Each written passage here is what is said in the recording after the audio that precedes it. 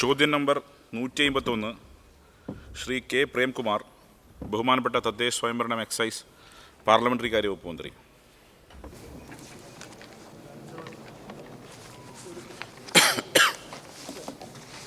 Yes minister.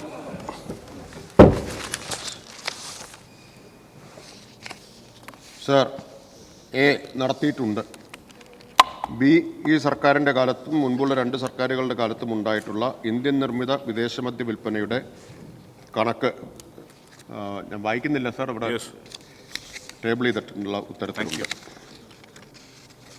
Sir, അതിൽ നിന്ന് വ്യക്തമാകുന്ന ഒരു കാര്യം, 2011-12 ഇന്ത്യൻ നിർമ്മിത വിദേശമദ്യത്തിൻ്റെ വിൽപ്പനയുടെ അളവ് 2011-12 241.78 ലക്ഷം കേസായിരുന്നു.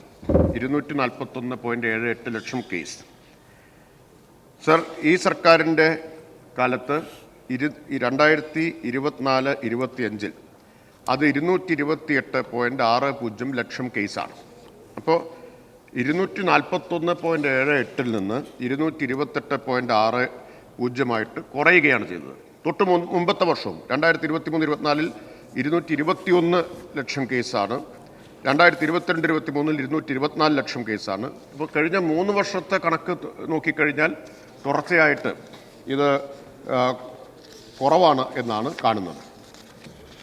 സി, മദ്യത്തിനും മയക്കുമരുന്ന് ഉപയോഗത്തിനുമെതിരെ ബോധവൽക്കരണം നടത്തുന്നതിനായി എക്സൈസ് വകുപ്പിൽ 2016 ഒക്ടോബറിൽ വിമുക്തി മിഷൻ രൂപീകരിച്ചിരുന്നു. വിമുക്തി മിഷന്റെ നേതൃത്വത്തിൽ വിദ്യാഭ്യാസം, ആരോഗ്യം, തദ്ദേശ സ്വയംഭരണം, സാമൂഹ്യനീതി, വനിതാ ശിശു വികസനം, പോലീസ്, കായികം, സാംസ്കാരികം തുടങ്ങിയ വിവിധ സർക്കാർ വകുപ്പുകളുടെയും NSS, SPC, NCC തുടങ്ങി റെസിഡൻസ് അസോസിയേഷനുകൾ തുടങ്ങിയിട്ടുള്ള ഏജൻസികളുടെയും സംഘടനകളുടെയും സഹായത്തോടെ വിപുലമായ ബോധവൽക്കരണ പരിപാടികൾ നടത്തിക്കൊണ്ടിരിക്കുകയാണ്.